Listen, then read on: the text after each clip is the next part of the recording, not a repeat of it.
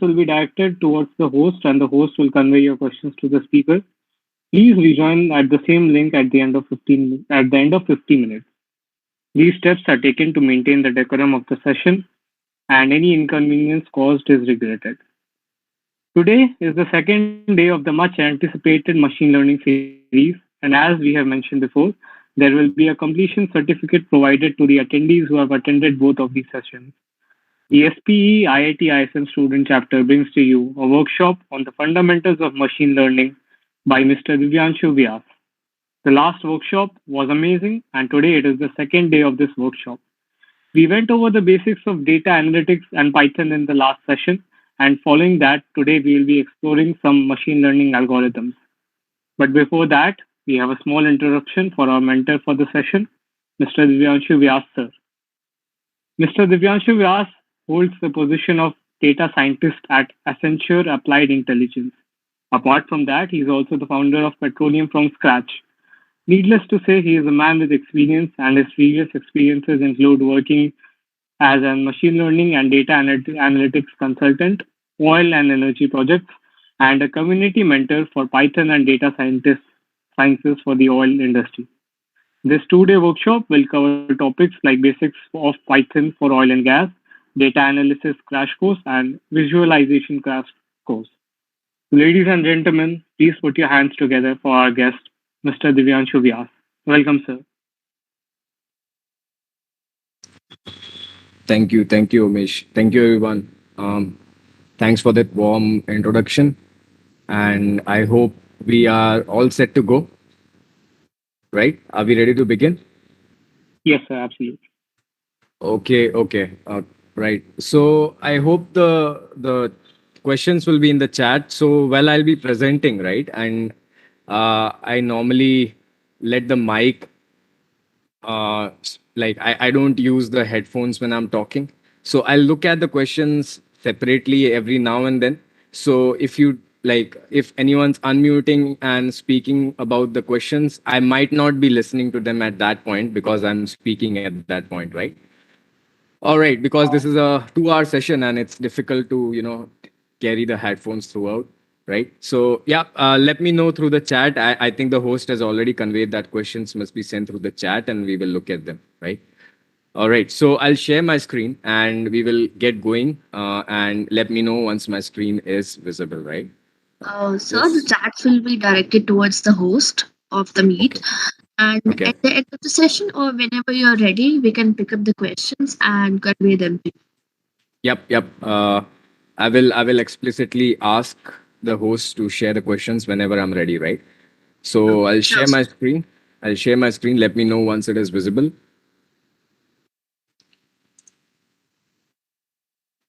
Hmm, what happened? Give me a second.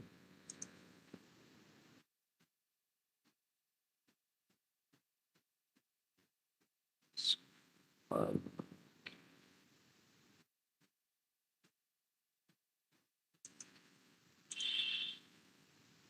all right. Can you see the day two understanding machine learning notebook, empty notebook? Yes, sir, it's visible. Yes, sir. Okay, perfect. All set to go. And now I'll get to the speaking mode. So basically, in the last session, we kind of looked at all the tools that are necessary to get started with machine learning. I won't say that that will make you an expert unless and until you're already practicing on your own. In the last session, you had enough understanding, and thanks to the host, you have a YouTube video on that session that where we talked about all the necessary recipes, all the necessary ingredients to make the machine learning recipe, right? And we looked at the core Python syntax. We looked at not just Python syntax, but we looked at NumPy, Pandas, and a whole lot of tools, right? And all these things they will together help you develop machine learning solutions. But before that, they will help you do the data science part uh, in your workflow. Whenever you get the raw data, you do not directly jump onto machine learning, and that's why the first session was very important. Whenever you get the raw data, you have to do a whole lot of processing. You have to apply a lot of statistics. You have to think about that data in terms of what can be wrong with that data, what should be right with this data, and you have to process and progress accordingly. So that's why your Python fundamentals come in very handy. I mean, I've been a part of some projects where machine learning could not be seen for like 2 to 3 months if it was a 4 month project. Right at the end, when you are definitely sure that this is the right data set and you have done enough to and fro with the client or whatever, then you proceed towards the final formality, which is machine learning. Yes, there are some research based projects which focus more on the algorithms that must be used. But industrial projects, if you work on them, you will directly jump on the data first, and you might be, you might keep on waiting when you will apply for machine learning. So if you ever attend any of my other classes as well, I tell them the same story, because if you are hoping to work for the industry as a data scientist, you must be ready for very, very dirty data, right? So let's get started, right? And let me write that quote down. If you want to serve the industry, if you want to serve the oil and gas industry as a data scientist, right? You must be ready to deal with very dirty data sets, right? And this is the philosophy that you must always tell yourself. If you are, it's very tempting to directly jump onto machine learning models because it feels like you're doing something great, but don't fool yourself. Try to get try to get your hands on very, very dirty data sets. Try to get on to topics like outlier detection, anomaly detection, data smoothing, data cleaning, stuff like that, and then get on to machine learning, right? But I'm hoping that you follow this philosophy. Today, the session's agenda will be something a bit dissimilar from this, but remember, this is not how you will proceed in the industry. My aim here is to tell you the fundamentals of machine learning in this session. And if time permits, at the end, we will also look at the entire, almost approximate data scientist kind of project where I have done a bit of data processing as well. I've done a bit of data cleaning, null checks. I've imputed, I've interpolated a few points. I've done a lot of processing before I get to the machine learning. And I will show you how I say that my machine learning model has failed. And maybe I might look for other alternatives, right? So let's get started with fundamentals first. The agenda will be something like this. Agenda will be fundamentals of machine learning. My aim here will be, after this session, you'll be able to, whoever has never touched machine learning, this session is for them. Whoever has touched machine learning but they don't know the intuition behind what they're doing, this session is also for them. And whoever wants to revise their stuff, this session is also for them, right? So basically, the first thing that we will look at is one, regression math. Okay. So this will be your understanding about what goes on behind the scenes in linear regression, right? So we'll look at coding regression from scratch. I'll tell you, without you even using any packages, if you just attended my last session, if I ask you that, hey, I have this data, can you code a regression algorithm for me? I don't want you to have a 99% accurate model. Even if you are good enough, we can vary that later on. But can you code that for me? That's something that we will look at, right?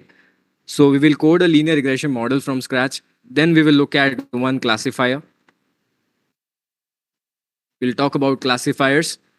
Okay. And then finally, we will look at one forecasting example.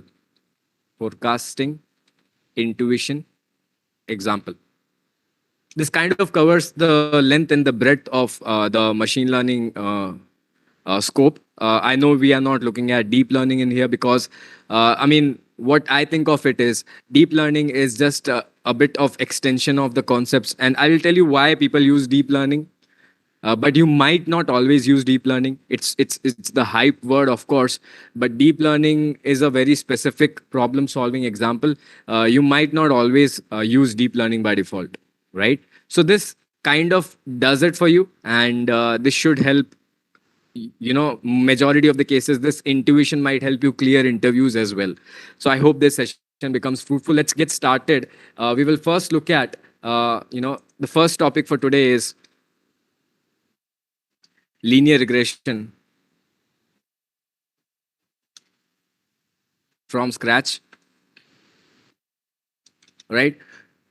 We will not use any original data sets till we understand the math side of things. And once we are comfortable with what is going on in the mathematics, what advancements can be done to this model, then we will look at example from my GitHub repository where I'm doing some linear regression using scikit-learn package, which is a very popular package in Python for doing machine learning, right?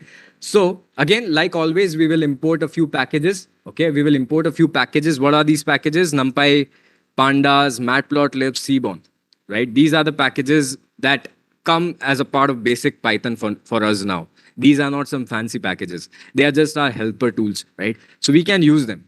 We won't call these as the fancy packages, because fancy packages are the ones where a huge chunk of code is already written in the backend and you are just using their interface, but you have to know what's that huge chunk of code doing. And that's my aim here, right? So let's create let's step one is understand what a linear regression model does. What it does is it tries to model some relationship like this: y equals to m x plus c, okay? And x comma y are a part of your raw data set. And M, I'm using an underscore because this will be the model predictions. M underscore and C underscore will be your model predictions.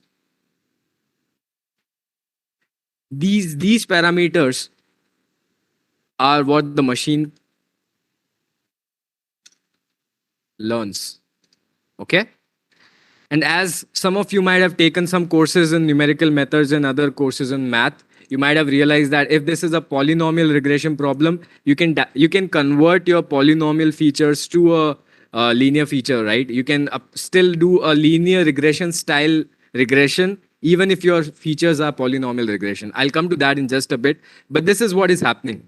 X and Y, X can be multiple columns, X1, X2, X3, X4, and Y will be the prediction. Y will be the actual Y value for that. And the combination of both of them, these will be present in your Excel sheet or CSV file or whatever. And these are your raw data sets. Okay, so this is the data combination that you'll be importing, X comma Y. Remember what we are trying to model? We are trying to model Y as a function of X. Okay, we know the X, we know the Y. We are trying to find out this F, what this F is. Right now, because we are using linear regression, a bit of flexibility, a bit of help is already provided to us, because the domain knowledge already tells us that, hey, maybe X and Y are linearly related with each other. So linear regression becomes a good candidate. Normally what happens is you don't know about this fact. So you first start with, you randomly guess that, let me check linear regression's performance on this data set.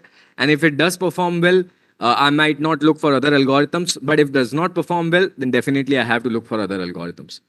So it's never the case that in machine learning, you will have a predefined best performing algorithm ready available to you. You have to do your own searches. You have to do your own experiments on various algorithms and find out which is the best performing one. Right? So in the cause of trying to figure out this Y as a function of fx, the result that the model gives us is M underscore and C underscore, which are the model parameters. These parameters are what the machine learns, and that's why the term machine learning is called, right? And just like I told you, deep learning, like right now, X is a linear, Y is a linear function of X. That's why linear regression is applied when y will be a polynomial function of x. The same package, but a different version of that package. You will be applying polynomial regression, but we are still at regression algorithm. But when x and y have a very complex transcendental relationship between them, a very fancy relationship, something which involves sinusoidals and trigonometrics, and it involves hyperbolic trigonometry as well. Something very complex, logarithms, all in one. It's a mixed bag kind of model. In that case, you cannot use linear regression on any such algorithm. You might have to use deep learning for that, because deep learning comes in when you're trying to map y as a function of x, and you're expecting that this function is a highly complex nonlinear function. That's when deep learning comes in. Okay, I'll write this down here because I'll be sharing this with you. Deep learning used when you're expecting f to be a transcendental, if someone's fancy about math words, transcendental, or fancy or complex non-linear relation. Okay. All right. So with that background, right now our focus will be on this, and we will look at a simple example where we will not even use the intercept. We will just use that y equals to mx. Okay. All right. So let's create our own data set. Let's create our x first. X equals to np dot random dot normal. I told you this example in a very easy language in the last session.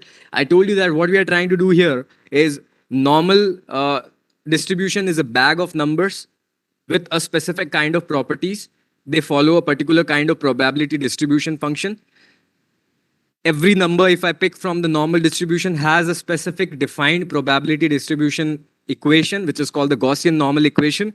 If you are using np.random.normal, you are picking numbers from that particular basket. And how many numbers you want to pick? Let's say you want to pick 1,000 numbers. Okay. So this is just one feature, guys. Okay. We are not using multivariate regression here. This is just x, which is one feature, y, which is also one feature, right? So this is x. Let me look at what x is. You can see there's only one square bracket, which means this is a one-dimensional array. I will also look at the shape of this array. Right? Sorry We to have interrupt you, x. sir. Hello. I'm so sorry that I have to interrupt you right now, but the meet is going to get over. So participants should join the meet again with the same link. Okay. It's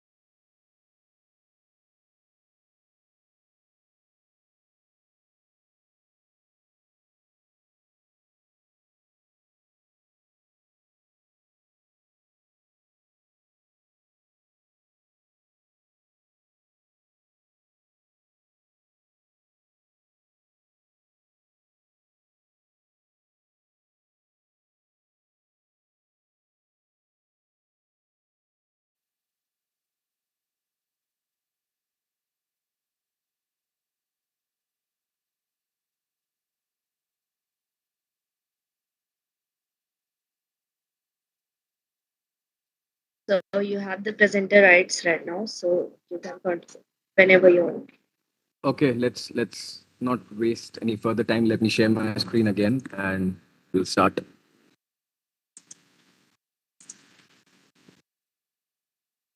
Is my screen visible? Yes, it is so. Okay, perfect. All right. I hope I saw 20 people had joined, so let's continue, right? We had created our own X, right? And the size of X is 1,000. That's why the shape. We are not seeing the other dimension, which means this is a one-dimensional input data set, input feature.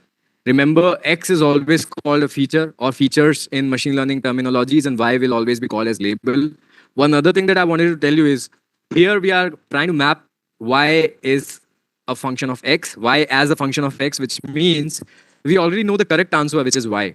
We already know the correct label, which is Y, right? And that's a problem which is called as supervised learning algorithm. Supervised learning. Supervised learning, since Y, which is the label, is available. Label which is available. Wow, that rhymed. Right. So we have a supervised learning model in this case. There will be cases like clustering algorithms, rarely used, but very, very popular. Those algorithms will just have X, and we are trying to cluster various X based on various similarity indexes. And that's something which is beyond the scope for today. But this is a supervised learning problem. Majority of the problems that you will solve will be of the supervised kind, but do check about the unsupervised problems as well, right?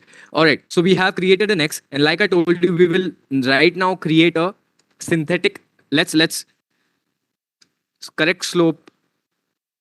Let's say 10. Okay. This is the correct slope right now. This is what we intend the model to learn. This is what we will not provide the computer with, and we will ask the computer to learn this.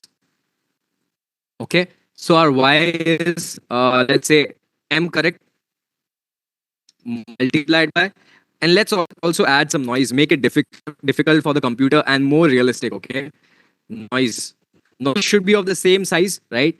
And it should be, let's say, Gaussian distributed noise, np dot random dot normal, size equals to 1,000, again multiplied by, let's use size must be equals to the length of X multiplied by, let's say, 2, amplifying the noise a bit, and we are using Y equals to M correct multiplied by X plus some noise. Okay. This noise should be ignored. If it's a good model we are building, this noise must not be understood by the this noise is something that the model should learn to ignore, and only this part the model should learn to understand, and that's our aim, right? And if a model is trying to learn the noise as well, it's some problem with our algorithm. Maybe we have too less data to differentiate, to let the model differentiate between what a noise is and what a signal is. Or maybe we are using a too complex algorithms so that the model is understanding too deep. It's reading between the lines as well, which is something we don't want the model to do. Okay, so I'll write it down here. Okay, it's capital X. And here also capital X, no worries. When the model we want, let me type it down in bolds here. We want the model to ignore the noise. But if the model also understands, let's not use the word understand, but if model also takes noise in predictions, and that's something which is called as overfitting. Okay, I'm trying to keep it very simple here. When model fails to understand both noise and signal, this is called underfitting. And we want a model to be somewhere in the between. We want to find the sweet spot so that the model neither underfits nor overfits. For example, if you have a linear data with some noise which looks like a spline or a sinusoid, and your model tries to think of it as some signal, it becomes overfitting. We want the model to understand linear trend, but it is in fact learning a sinusoidal trend. That becomes overfitting. It's like the model is understanding the noise as well as if it was some signal. but we don't want to do that. On the other hand, if you are expecting a model to learn a parabola and the model still remembers just the linear equation, then the model is not following the signal either. That becomes underfitting problem. And we don't want either of these to happen. And that's why a lot of research happens, lot of tuning happens when you build a model. Okay. So when you try to find the sweet spot between overfitting and underfitting, that procedure is called hyperparameter tuning. It's a very fancy word, but I just told you what is the simple thing that it is trying to do. Okay, let's carry on now. We'll be using the iterations. In we talked about iterations in the last session. We will be doing that. Okay, and that's something that we will use to develop our model, right? Okay, let me tell you a bit of math here, right? Let me tell you a bit of math here. But before that, let's visualize how our data looks like. Okay, but let's create our data. Df train. Okay, df train is equals to let me use different name. Linear regression. Df linear regression equals to pd dot data frame. I told you how to create a data frame using a dictionary, right? So x will be x and y will be y. Okay, and df linear regression, we can look at the head of this. Okay, this is the x to y relationship, right? Now, what we will do is we will provide only this to the model, to the computer. Remember, we had the correct answer, m correct, which is not what we are providing. We are providing the data which is following this pattern. We are not providing the actual parameters. We are providing this data to the machine, and we are asking the machine to predict something. And then finally, we will ask the machine to tell us what is its prediction of the slope, and we will check how close we got to the actual slope. Okay, all right, so let's do that. But before that, let me paste some formulas for you. Okay, these formulas will be very important because these are the basis of all the linear regression problems that you will do, and they are what makes scikit-learn so popular, because scikit-learn sorry scikit-learn has done these things in the backend already for you, and that's why you don't have to do that again. Let me copy this and let me paste this.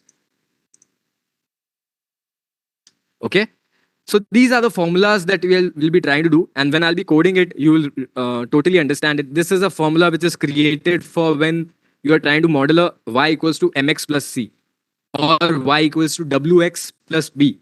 Whatever we call slope in mathematics, machine learning folks, they call it weights, and whatever we call intercept, they call it bias. So that's why the words w and b, they are nothing else. So as you might have clearly seen, we want to model out the loss. The j is the loss or the cost, whatever. J is the error function, and this error function is what we will be trying to minimize. Let's see what I'm trying to talk about here. Okay, so let's give this m underscore, which is the model predictions. Let's give it any random number. Okay, np dot random dot in. Let me not even give it, np dot random dot randint. Okay, any random integer between, or maybe not, let's not make it too complex. Let's give it 5, for example. 5 is way off what was the correct answer. Our correct answer was 10, but when machine will be training, it will be assuming some random value first. And then what will happen is, let's say we iterate for I in range, let's say number of epochs. This is called kind of, number of iterations, for example. Let's not use difficult terms. Number of iterations, let's say we want to iterate for only 100 times, and for I in range, this what it does is it repeats the entire code chunk for these many number of times. Okay, now our aim here is, first step, we will calculate y predicted based on this current value of slope. Right now the random assumption has been taken in. So what we will do is, our y predicted is m multiplied by x. Okay, now what we will do is we will calculate this loss function. Okay, what is the loss function? It's a mean squared error function. Okay, and loss is equals to np dot sqrt, mean squared error, right? mean of squared error, or maybe root mean squared error is even better because that brings it down to the units of y. np dot sqrt, which is the root mean, np dot mean squared error. What is the squared? Yp minus y actual to the power 2. And let me put the entire thing and calculate this mean. Okay. So this is the root mean squared error. Okay. And let's use a loss list as well and append one by one every loss that you are calculating. Let's append it. Loss underscore dot append loss, right? Okay. But we also need, after we calculate the loss at the current value of m, we also want to update the value of m so that in the next iteration the loss changes a bit, and we will monitor whether at every iteration our loss is or our error is reducing or not. If our error is reducing after every iteration, which that means we are successfully training a good model. If your loss starts increasing after some time, that means your model has failed to learn better. Okay, so how to improve? This formula will be used, but just for if you just have to ignore the B part. So del J by del W. So our basic idea here is, let me use a bit of math here. M new is equals to M old minus some learning rate alpha times of D J by D M. Okay, that's the only thing that we are trying to do. And the formula for dj by dm everyone knows. I leave it to you. You are good students of mathematics. I leave it to you to go back home and maybe try some derivation on how this dj by dm is calculated, right? You have studied Newton-Raphson's method as well. Maybe some of you have. So it feels very similar to that kind of thing.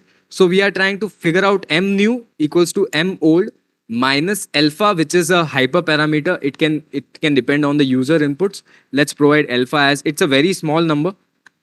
Let's give it 0.05. Okay. So m new is equals to m old minus, I have already written the formula for you to save time, but it is just this formula. Okay. And you can very well derive it. Let me use capital X. Okay. Capital X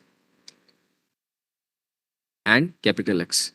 So np dot dot, you see this dot product is done in NumPy using np dot dot. You are using a dot product between x and y minus mx. Okay. And then we are multiplying it by minus 2 by length of m. Basically, this loss equation you already know, which we have calculated here. All you have to do is what you have to do is you have to differentiate the first equation. That will give you the second equation. If you differentiate it with respect to weight, this equation comes up. If you differentiate it with respect to bias, this equation comes up. So you can take this notebook after this session and maybe develop the same model for a multivariate problem where the more the number of parameters or features you have, the more the number of derivatives you have to calculate, because you have to update them all, and update rule depends on the derivative, right? All right. So m new is equals to m old minus this update rule. Alpha is missing, so alpha multiplied by this thing. For those who don't want to do some math, all they have to remember is m new equals to m old plus something. Okay, this is just m updated equals to m old plus something. Okay, forget about this because you will never do it like this. This is for those who want to be very pure in what they are learning. If you want to use scikit-learn, they will handle it for you. You will never do this math on your own. But I like knowing what I'm doing. So that's why I'm trying to explain it that way. Right? And what we will do is we will finally run this iteration. You can see the iteration was very successful. Let's look at the loss. We can see the starting loss was 5.30, but over time, over every iteration, the loss started reducing. So let's plot the loss. Plt.plot range n iterations, which is the x, comma, loss. You can see the loss reduced over the number of iterations. On the x-axis, we have number of iterations. Okay. N iterations. And on the y-axis, we have, trust me guys, if you focus and understand what I'm doing here, this will open a whole spectrum of understandings for you. I mean, even if you look at the theories of artificial neural networks, they will be very, very similar to what I'm doing here. This math is repeated over multiple neurons, and that's what makes it an artificial neural network. If you are good at multivariate calculus, if you are good at calculating partial differentiations, if you are good at calculating chain rule of differentiations, you will be very, very sound at understanding the math behind ANNs, right? So plt.y label will be the loss. So let's copy this here so that at every different version of training, we have a loss function printed. But remember, if this loss function was not reducing, then we were doing something wrong. But right now, because it is reducing, and let's also print on the title, final predicted x, final predicted slope, m underscore is equals to what? M underscore. Okay. So there you see 9.93. If you remember what was the actual slope, actual slope was 10. Remember how terrible our data was. I did not plot it, right? I forgot to plot the actual data. Let's plot it here. plt.scatter x comma y. You see how much noisy our data is. It's not the ideal y equals to mx line. There's a lot of noise around that line. But our model was still able to figure out the best way to figure out the correct slope. Right? So this is how a machine learning model trains in the backend. You will never see this huge chunk of code. I mean, if I now increase the number of iterations, let's say if I increase the number of iterations to 10,000, you will see that this 9.93 will become even closer to 10. Let's see how that happens. Okay, maybe looks like the minima is at 9.93. It is not getting better, which means you did not have to waste too much computing power, which means these two additional zeros did not help you much. So that is also very important hyperparameter. This is called early stopping. For example, the number of iterations you were using were 10,000 and you check that in 100 iterations as well, the same slope is being predicted. That means you could have stopped your training at this point. You did not have to carry on for maybe 1,000 more iterations. So that is called early stopping. You need to know when to stop training your model. Otherwise, your model will not do anything better. It is just waste of computational power. And finally, what we will do is y predicted. Y predicted is equals to m predicted multiplied by x. And in our DF linear regression, let's create this y predicted is equals to y predicted. Okay, and now let's look at the head of this DF linear regression dot head. Okay. Now, some of these examples are not accurate, but some of them are really accurate. You can see 12.08, 12.41. But the best way to visualize it is plt.scatter DF linear regression y on the x-axis and DF linear regression y predicted on the y-axis. Okay, and this kind of looks like the y equals to mx line, y equals to x line. Okay, now let's also plot plt.plot 45-degree line with a red color, because if we are trying to plot the same thing on the x-axis as well as the y-axis, ideal answer should be that they must both coincide on the 45 degrees line, y equals to x line, because they are both y only, right? But if they are not lying on that line, which means we are not predicting something correct. So you can see they are very close to the y equals to 45-degree line. Perfect, perfect. So you can see our model prediction is pretty good, right? I hope that helped. And this was about linear regression.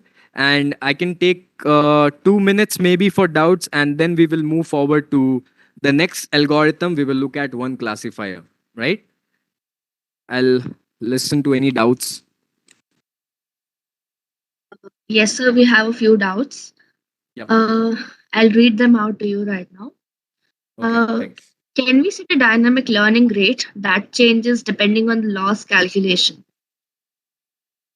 That's a good question. I think there are ways to do that in scikit-learn. I know this is setting up maybe momentum. For example, if the learning rate has, if the so this is an algorithm which is called gradient descent, and you are trying to. It's as if you are trying to travel downwards from a peak of a mountain towards the minima. So it's like assume yourself that you are using a bicycle, right? And when you are using a bicycle, you are very cautious of going downstairs. You apply brakes every now and then. But once you realize that the path in the next 100 meters is pretty certain, and you will not be risking yourself, you will not be going wayward, you can release your brakes and you can apply some momentum to your travel. And that provision is provided in scikit-learn, or maybe if you are using deep learning also, that provision is there. But I think in this, I think I'm not sure, I've never done the math of momentum using simple calculations. But the idea behind that is that, and there is a hyperparameter, you can set it to be true if you want a momentum type of learning. Adaptive gradient descent, that's called adaptive gradient descent as well. You can adapt your learning rates as and when you are getting closer. And for example, if you are getting closer to the minima, you don't want your learning rate to be high. You want it to be low as possible, because when you're getting closer to the minima, the slope becomes very low. So if your learning rate is high, you are tentative to take a huge step, then that might force you beyond the minima. And that's why you have to adapt accordingly. If you are very close to the peak, you can use a high learning rate. But if you are close to the minima, you have to adapt your learning rate to a less value. So that's the idea. Implementation, I would appreciate if you look at maybe TensorFlow or scikit-learn's documentation. Thank you, sir. The next question is how to decide the step size for every iteration. Step size for every iteration. Step size, we have not taken any step size. All we have done is we have used the alpha value. I mean, if you use a very low alpha value is good for you. It will never hurt you. If you have a lot of time, you can use very low alpha value, but that will take a lot of time to train your model. Linear regression, you will not realize how long this time is taking, because right now our data set size is only 1,000 samples. But if you are using a million example data set, you will realize how much time is important. In that case, this alpha becomes very important. So normally alpha 0.01 to 0.05 is taken, but if you want to increase it, you can try it out. If increment leads to the same loss function, you are good. You are saving a lot of time. But if increment is creating a shaky kind of loss function, that means your gradient descent, it's like your bicycle, just because its brakes had failed, it is traveling somewhere. Sometimes it's traveling there, sometimes here. A lot of boulders are happening around the path. So a low, as low as possible alpha is good for you, but you can definitely tune your hyperparameter of alpha with various values, unless and until the shaky kind of loss function appears. If your shaky loss function appears, which means you have to reduce your alpha. So that's again, it lies on you how you tune it. So it's not, what I'm showing here is the ideal thing. 0.05 is the very popular alpha, but you can use even 0.005. If I use it like this, you can see it's not reduced that much. I mean, if you use it this much, which means you are taking very small steps, so number of iterations has to increase. So you can see, so you are compensating, you are wasting computational resources. So why not take 0.05 only and reduce the number of iterations? So the answer lies in a lot of things, basically what you are trying to save. So I hope that context was helping. Yeah, any other doubts? We have another question, sir, for advanced questions. Can we make an ensemble solely based on linear regression? Like, will it be better than the base linear regression? Can you use an ensemble based on? Can you repeat that, An please? ensemble solely based on linear regression. Will it Yep, be yep. better than the base? Yeah, I the key theory in ensemble learning is how much randomization are you applying to your data, both horizontally and vertically.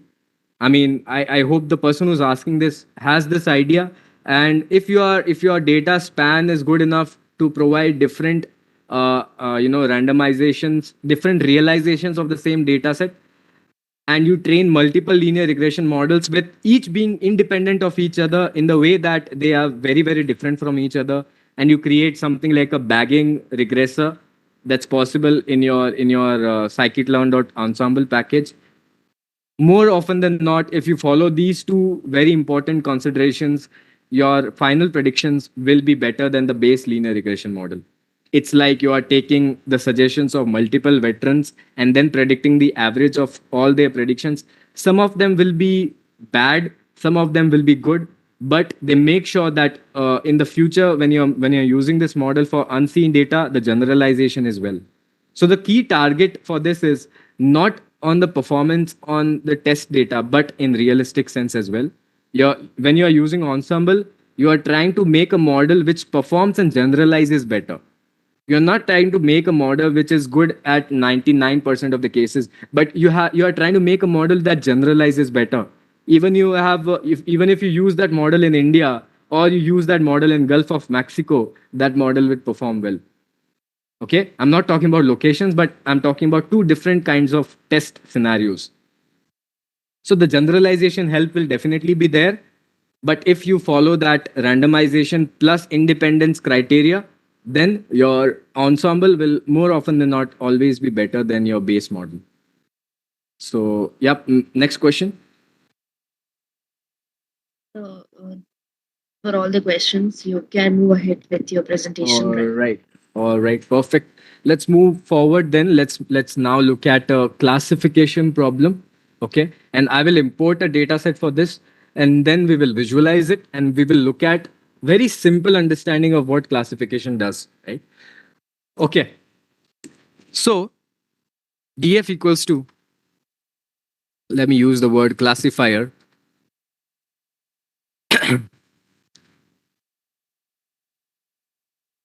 PD dot read CSV. I'll share this data with you. This is a synthetic data I've created. Don't bash me for if in case you find that the values don't make sense. I've created this synthetically just to explain the point of view. Okay, what was the name of this lithology classification? Okay, DF class. Let's look at what DF class is. Yep, as expected, we have to handle the first column. Index column is 0. Okay, DF class. So basically, like you can see, you have two what can I say, two labels. Okay, we have a porosity column, we have a permeability column, and we have a label which is called lithology column. Okay, now what is happening here is different combinations of porosity and permeability, they give you a different lithology, right? For example, you can see in this case the porosity and permeability are both at the higher end, and that's why the label is something else. So it's a good practice to visualize what distinction do they have. The best idea here is, for example, what if I can visualize the scatter plot between porosity and permeability? This part of data science project is called exploratory data analysis. Okay, so plt.scatter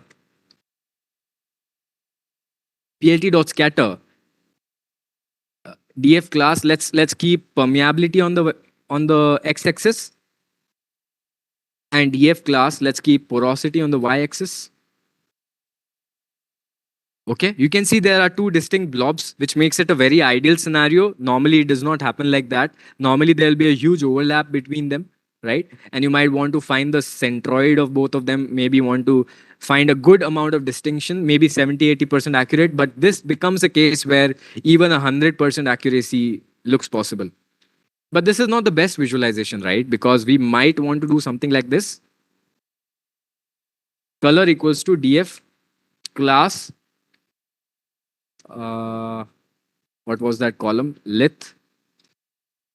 Okay, this looks good because this looks good because now we can see the two blobs which are very very far away and which have different colors. Okay, now we still don't know what label is for whom, but we know one good thing, that we have two classes of rocks here, for example, and our aim here is to create a model that takes in all these inputs, which are permeability, porosity, and whatnot, and be able to predict the class of lithology. Remember, predictions like 1.52 or 0.237 or something like that is not allowed here, because this is a classification problem. Our class is our label, our Y label here, which is lithology. It's not a continuous variable. It's a distinct variable. Okay, it's a categorical variable. It's not a continuous variable. So we have to be very sure. And remember, there is no numerical bias towards either 0 or 1. Okay, these are very two important considerations in categorical classification. 0 is as important as 1 is. Okay, so in classification problems, one very important consideration is to check for class balance. And the way to do that in Python is use that Y column that represents the class or the label, and do something like a value counts.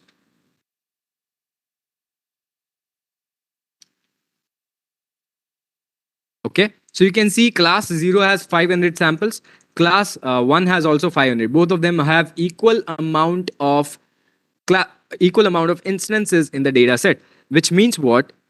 That when your machine will be training on this data set, it will have equal evidences of class 1 as well as class 0. So it's very important to make sure you check for class balance.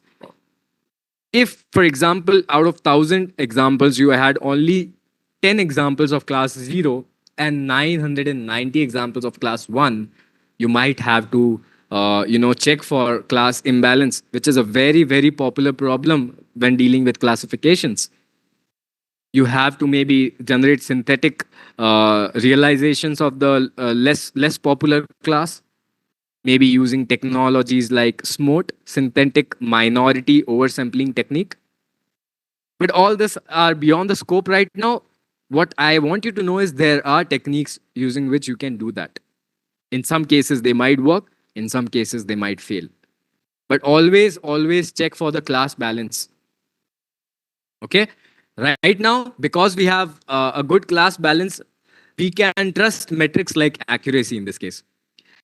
Let me give you an example. For example, if you had only 10 zero samples and 991 samples, one labels, then even if your model just predicted one throughout every example, you still would have a 99% accurate model. But your model is not performing well. Your model is not able to recall the value of 0. It's predicting one label everywhere. That's a bad model, but your accuracy still is 99%. So if you have, let me write it down here. If you have a highly imbalanced data set, class, accuracy as a metric cannot be trusted. Okay, this is very important. So what we have looked at by now is we have looked at the scatter plot of the two things, to look at how much of a distinction there is between the multiple classes. Remember, if you have, let's say, 100 features and a label, and you want to visualize something like this, you can use techniques like principal component, okay, PCA, that will help you reduce the dimensions into two dimensions maybe, and then you can visualize those dimensions, one on X and one on Y, and still see the visualization.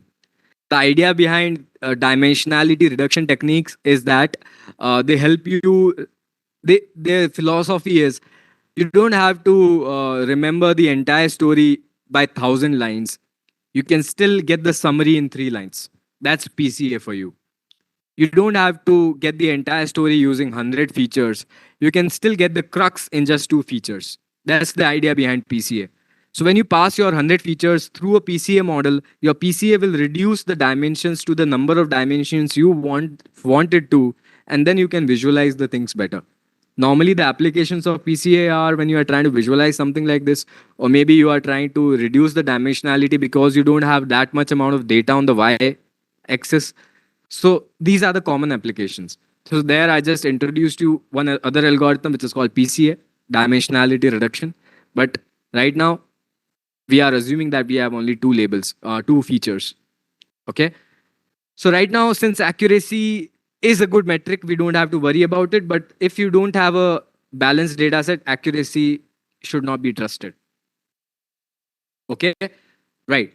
So that's the first thing that we looked at. Now, maybe if you analyze it, maybe high permeability, high porosity, maybe it was a very highly porous sandstone, and this was a less porous sandstone, tight sandstone, for example. You can call it whatever as per your domain knowledge, right? But our aim here is to develop a classifier that will be able to classify or maybe put a line between both of these classes. Okay, right now a linear line, a straight line would help. So linear classifier algorithms like a logistic regression, they can also work. Logistic regression, what it does is it creates a line, a straight line, which is called a decision boundary. If your decision boundary is anticipated to be a straight line, you can use something like a logistic regression. So if for this case, a logistic regression is a good candidate because the decision boundary is very well linear, right? But for example, if your samples were highly overlapping and you are expecting a parabolic decision boundary, then maybe some non-linear classifier might be useful. I mean, if your decision boundary is expected to be highly, I mean, 3 dimensional, you might want to use a deep learning algorithm again. It depends on the use case. That's why visualization, the exploration of the data is very important. Okay, so right now it's very easy. You can go ahead with logistic regression. The mathematics of logistic regression is basically very similar to a linear regression. If I just apply a sigmoid function on top of the y predicted, the sigmoid function is a function what it converts the values to a range of 0 to 1. And if I set a threshold at 0 0.5, whatever value is greater than 0 0.5, I will call that a class of 1. If the value is lesser than 0 0.5, I will call that a class of 0. So there you converted a regression problem to a classification problem using just an activation function called sigmoid function. You can go and read the math behind it. But right now we will not be using logistic regression. We will try out a separate class of algorithm called random forest classifier. Okay. We can also use decision tree classifier. Let me introduce, just give 2 minutes to what the difference between both of them. What happens in decision tree is it's a combination of multiple if and else conditions. For example, what I will check, for example, I have a new data point, which is this. Okay, let me zoom in. This yellow blob that you see at the outside. Okay, so I have this new sample. The porosity value is 26 point something. The permeability value is 151 point something. If I create a decision tree algorithm, what will happen is the model will look something like this in the backend.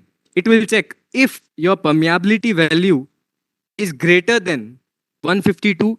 If yes, then it becomes a class, this purple class. If no, it becomes the yellow class. Okay, for example, if there was an overlap, if you have a data point lying in the overlapping zone, then you might use a more complex decision tree.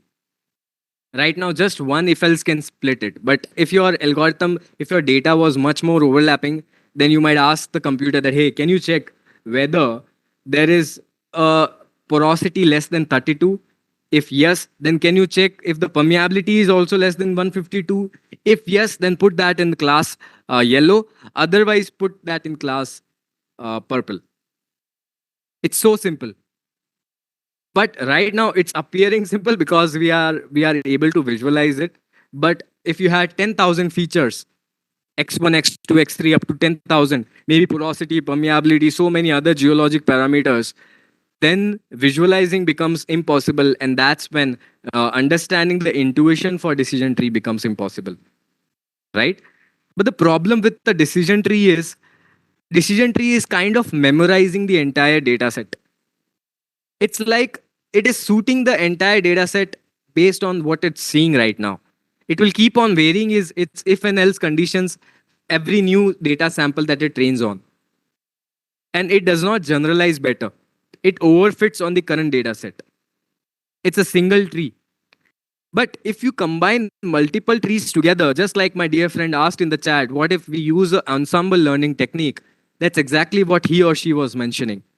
If you use multiple decision trees together, it's like taking everyone's vote. For example, decision tree 1 will say that, hey, I think this data point belongs to class yellow. This decision tree 2 says that I think this data point belongs to class 2, and so on.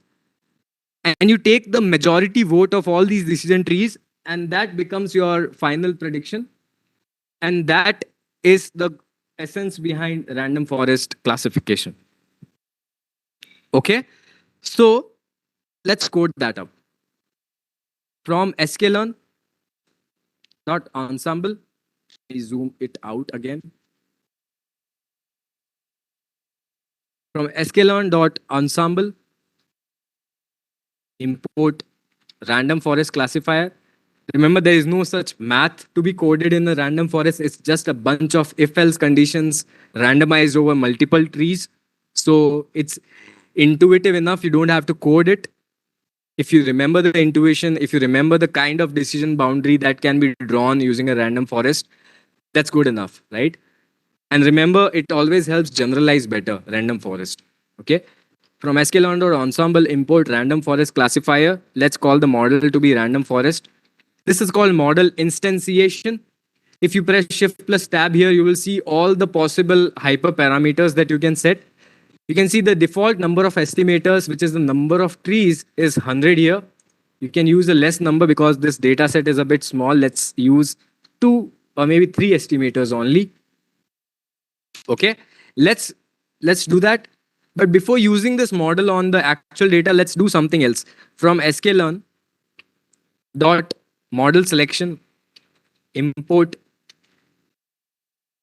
train test split. Okay, and the idea here is you don't want to provide the entire data set to your you don't want to provide the entire data set to the training model, training algorithm. You will keep some portion of the data set unseen so that your predictions can be checked for. So let's look at it. Don't have much time. Okay, this is the syntax directly copied from the documentation. Okay. You can see it's asking for X and Y. What is the X here? Let's give the X to be df.class drop the lith column.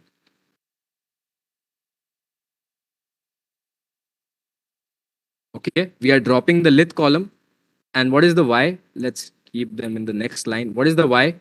Y equals to df class lith. Okay, this is X and this is Y, right? Let's use only 20% as test set, and random state is just to randomize it every time you run it. Maybe produce reproducible results. If you use the same random state as I am using, your results will be exactly like mine. So we have X train, Y train, X test, and Y test. You run it. What happened? Keyword argument X. Okay, it does not want it like this. It wants it like this. Okay.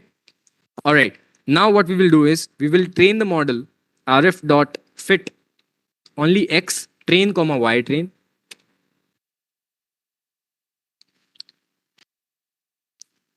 Okay, and Y predicted is equals to rf dot predict. You can see when I press tab here, rf dot predict. You can see you can predict probabilities as well. For every data point, for example, if you have a data point which is well within this yellow blob, the probability of the purple blob will be 0. And the probability, of course, it will never be totally 0, but your probability will, for example, let's try it out. Okay, rf dot predict probability.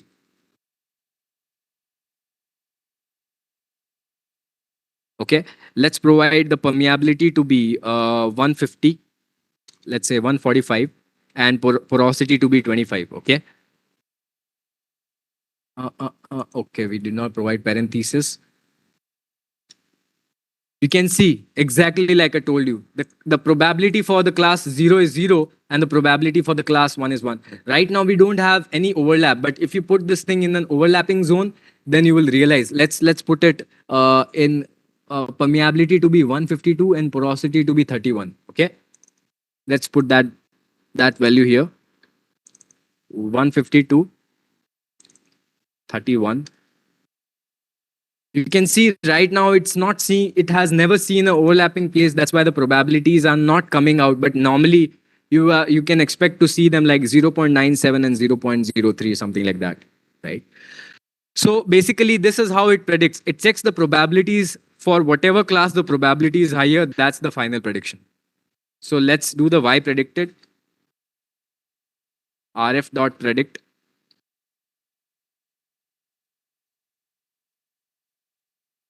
x train, yp class train, and let's predict on the test set as well. Yp test class test is equals to rf dot predict x test. Okay, and then let's visualize them in a confusion matrix from sklearn dot matrix import confusion matrix. Confusion matrix, it takes in two parameters, y true, which is df, which is y test, and y predicted, which is yp class test. You can see the idea behind how to look at a confusion metric is to visualize the diagonal, the principal diagonal of the confusion matrix. Okay, what 95 means is which of the predictions were predicted as class 0 and they were actually 0 as well. So on the top, it's like the actual class labels, and here predicted class labels. So 95 means there were 95 instances which were actually 0 class and which were also predicted as 0 class. There were 105 instances which were actually 1 class and were predicted as 1 class. So you can see there are no non-diagonal predictions, which means your model has been 100% accurate in this case. The reason I would tell you is because one, there was no overlap. The other is we had a strict balance between both the classes. So this is the ideal classification data set. But you will never find it. Never ever. Maybe you might want to apply some logarithmic transformations to one feature so that the split becomes better or something like that. That's called feature engineering. So your aim is to reach to such kind of balance, such kind of split between your features or your labels, so that your accuracy touches the skyrocket like this. Okay, so that's all about classification problem, and uh, I think how much time do we have? So Sorry. you can join again. Everyone can join again on the same. All right, let's join for 10 minutes, just 10-15 minutes session left for me. I'm done. Okay. Okay, Okay. let's join. Let's rejoin.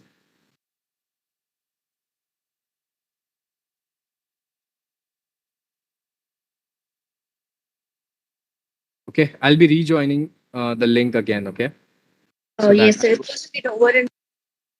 It's going to get over in 15 minutes. Okay, then we are good. I'll Sorry, reshare. sir. Seconds. It's going to get 50 over. seconds. Okay, okay, let's join there. Okay.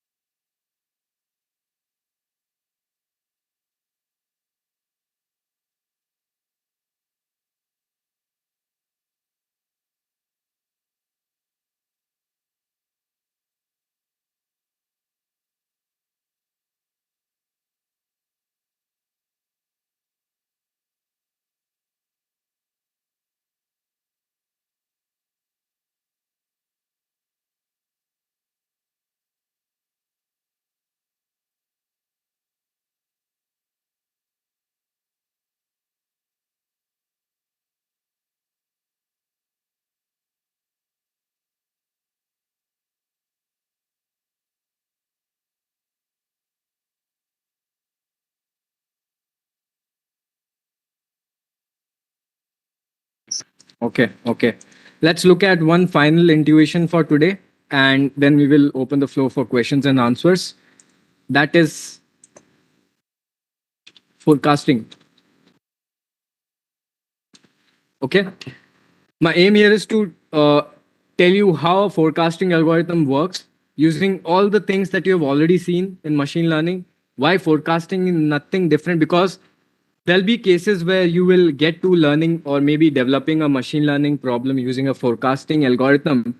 But if you go and look at the sources of learning sources about forecasting models, maybe arima model or something like that, at the first look it might intimidate you, but my I aim here is to tell you the intuition. And whenever you look at arima or any kind of time series models, you must always remember that the philosophy they are following is very much similar.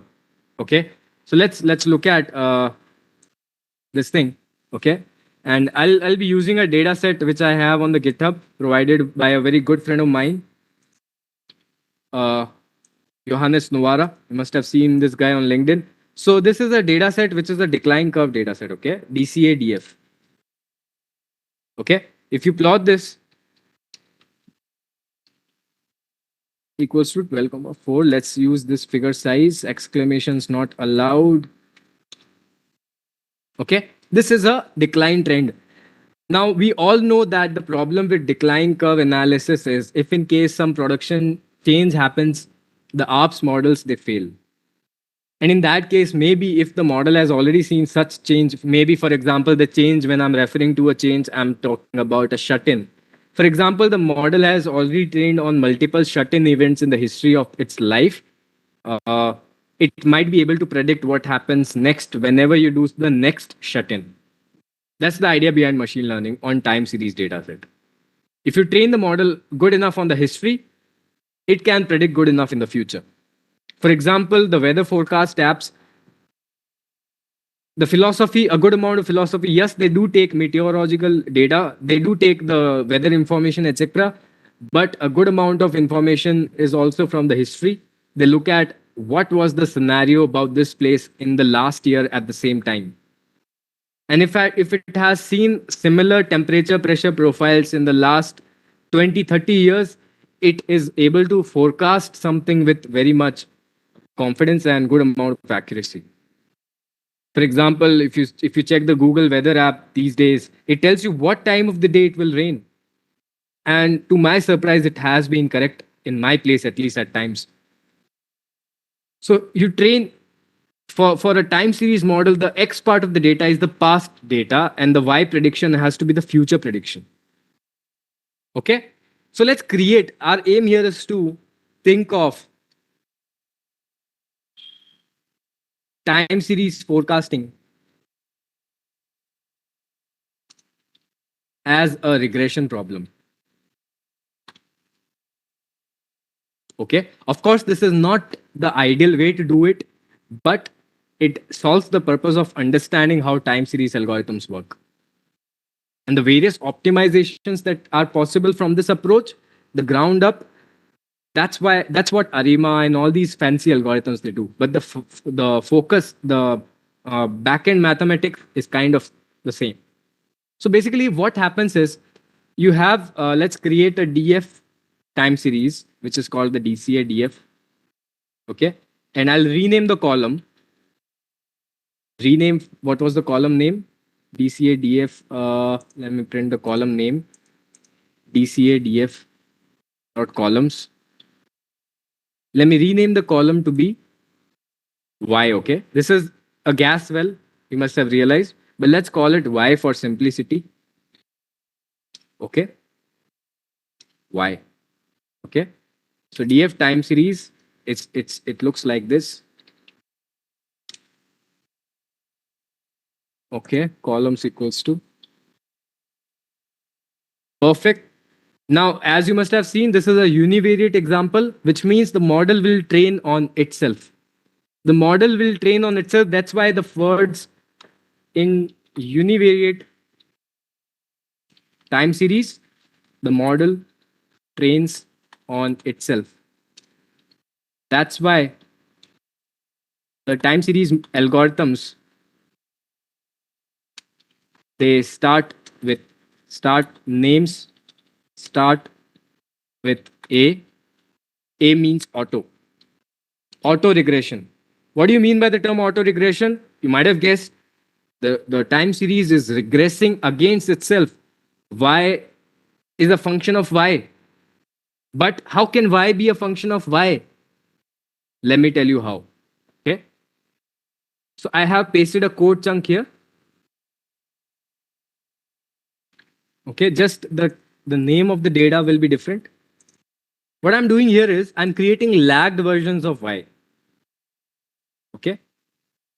Let me use y here, and let me use Control C, Control V, Control V. There are 5 lagged versions I'm creating of the same y. What I'm doing here is I'm creating y of today as the y column, and I'm bringing y of the past 1 day back, 2 days back, 3 days back, 4 days back, and 5 days back. So my aim here is to train a model which takes in the last 5 days of my data as input and gives me today's data as output. And over multiple such instances of training, I will be able to train a model where the function tells me what is the relationship between last 5 days of data and the next day's data. So the benefit of this kind of model will be if you know the last 5 days of rainfall, for example, you will be able to predict tomorrow's rainfall. If you know last 5 days of production parameters, you might be able to predict tomorrow's production parameters. If you are able to look at last 5 days of decline trend, you might be able to predict what will be the rate tomorrow. And if you keep on optimizing and improving these lagged versions, you might be able to forecast to a future length of time. For example, you can forecast 2 days in the future, 3 days in the future, and so on. Of course, the accuracy will drop, but in forecasting, even 50 to 60% accuracy, people still like it because at least you have an idea, right? So you have y1, you have y2, you have y3, y underscore 3. Okay. I hope everyone's understanding what I'm doing here. Y4. Once I'll show you the data, Y5. Let me not use the fill NA here, at least. Okay. Let me not use it here so that I can tell you what's happening by visualizations. And I'll change the shift parameters to 2, 3, 4, and 5. And this is yep. Okay, perfect. All right. So if I look at the DFTS now, okay, there'll be nans because we are shifting the data set 5 times. Okay, so let's look at this one. Okay, so for example, this is the y 1683521. It is a function of tomorrow's y, which is in front of here. It is a function of 2 days back y, which is here. It is a function of 3 days back y, which is here. 4 days back, and there was no 5 days back because we don't have data for that. We will handle these nan values just in a bit, but I hope you understand what I've done here. So I aim here is, let me use the equation format, y equals to function of, y is a function of y underscore 1, y underscore 2, y underscore 3, y underscore 4, y underscore 5. Right? We have to create a model which does something like this. Y is a function, y of tomorrow, y of future is a function of y1, y2, y3, y4, y5. Okay? Now let's handle the nans. Okay, but before that, let's visualize it.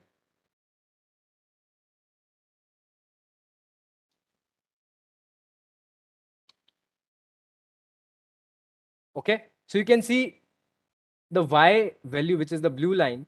For example, let's look at 2004-09, this line. Okay, this blue line will be regressed against all the other lines, and all the other lines are the data from the past.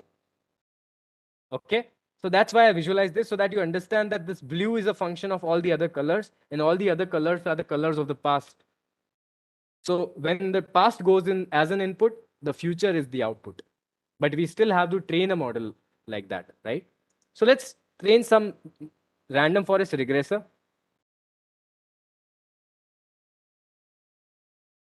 Ensemble, import random forest regressor, RF forecast is equals to random forest regressor. Okay, let's look at the, let's use the default version of it. RF forecast dot fit df time series. What is the x? You have to provide x comma y. What is the f here?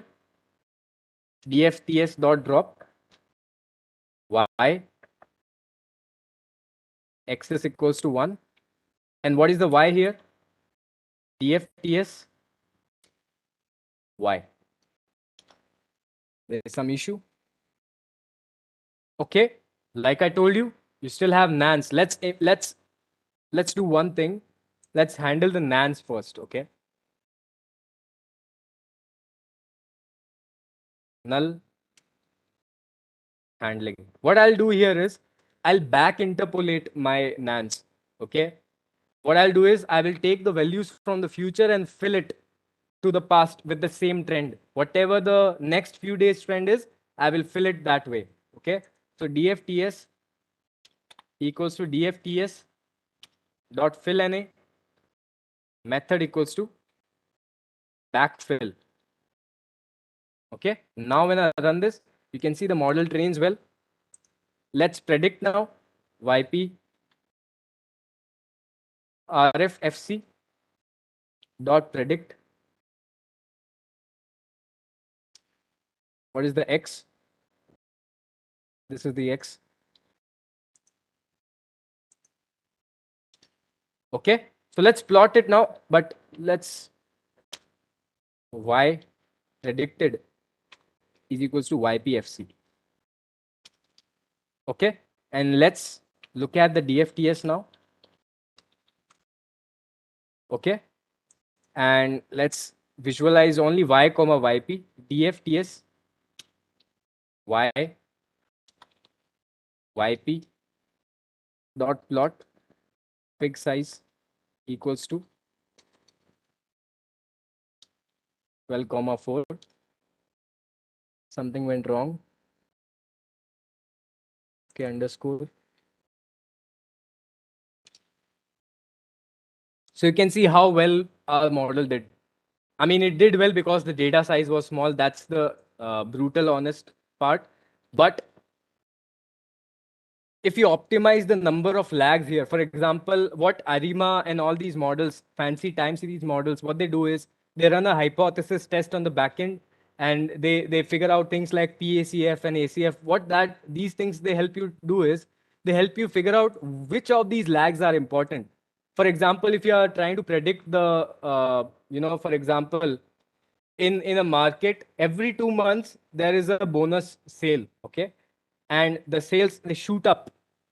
So if I ask you to predict, so if this month the bonus sale happened, you will predict the next month sales to be low, but you will predict the 2 months later sales to be high enough, which means the lag 2 in this case is important as compared to the lag 1. So these kind of things, the time series trend will already tell you by the math of it. So these things, ARIMA and all these things, what they do is they figure out that, hey, I think Y1, Y3, and Y5, these are the important lags. If you pick up Y2 and Y4, your model will not perform well. So only pick up Y1, Y3, Y5. So I'll write it down here. ARIMA, etc. They use ACF and PACF to find out the optimum lags. Lags, Y lag combinations to train on. And that's why these models, they perform better. But I hope you are at least 50 to 60% confident on how time series models they start. What is the fundamental behind? Now, this model, if I use this model, if I use the last 5 days production rates, I can predict the next day's production rate. For example, let's try it out, okay?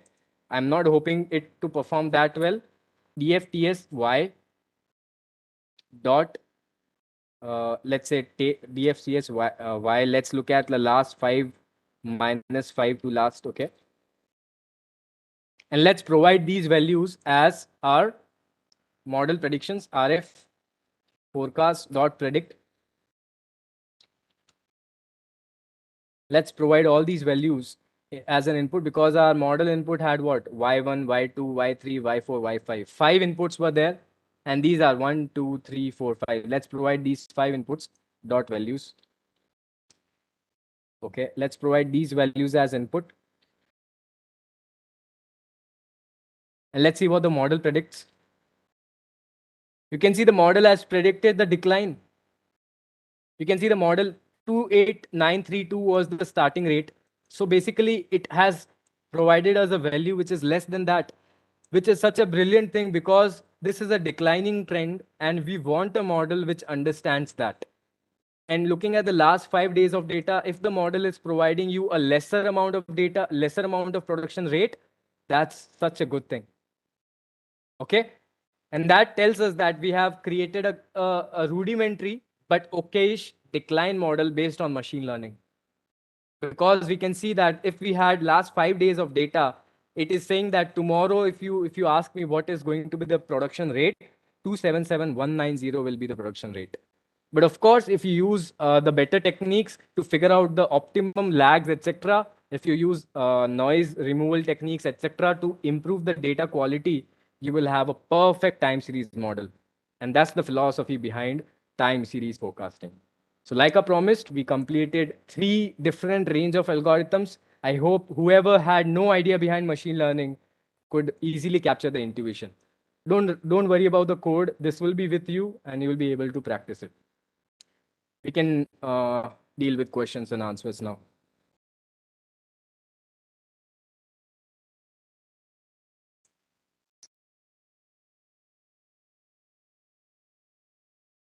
Do we have any questions or is it silent?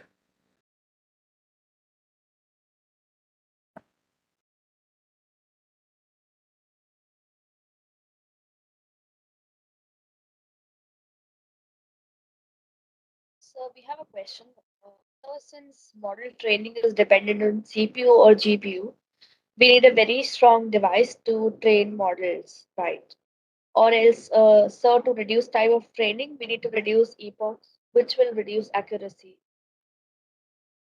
Like, do we need a very strong device to train the models? Is the question. Okay. Okay.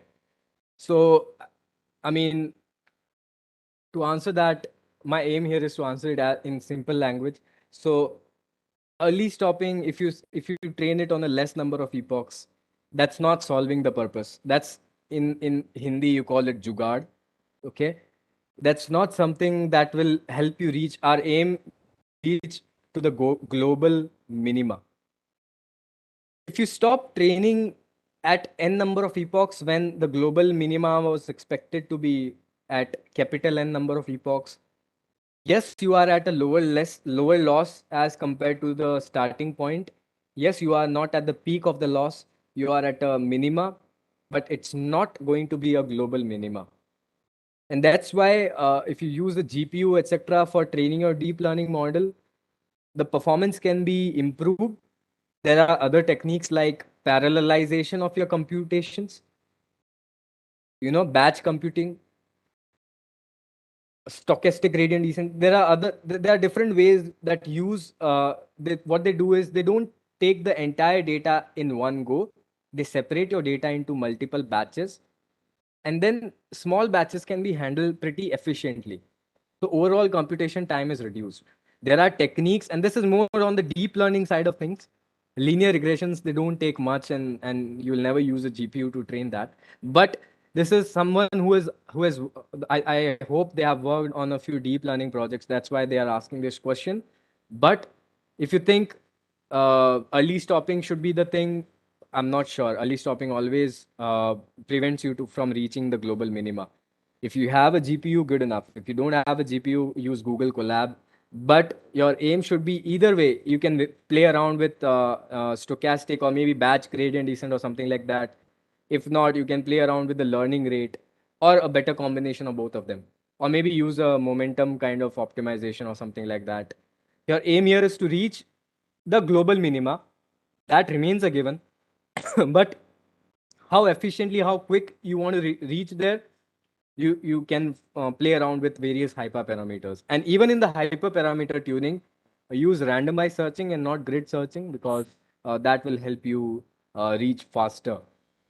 So yeah, that's the point of research. A lot of people still struggle to do that, but it's worth the research. Any other doubts? That was all the questions. Okay, perfect. All right, I think we are almost there as well in terms of time. Let's wait 2 more minutes. If not, we will just end the session here. Yes, sir. So I think it's all cleared up. And with this, we come to the end of this very instructive session. Thank you, sir, for the informative workshop. And I'm sure we are all leaving with a better grasp of machine learning and its applications than we came with. Thank you, sir. You're welcome. Okay, good luck, everyone. Thanks a lot. Bye. Thank you, sir. So on behalf of SPE IIT student chapter, thanks you for this two-day presentation. We are very grateful that you took out time to help us with the fundamentals of machine learning. And we hope that the participant got their basic cleared with this insightful presentations. So with this, we conclude these sessions, and participants can now left the meetings. Yeah. Thank you. Thank you, sir.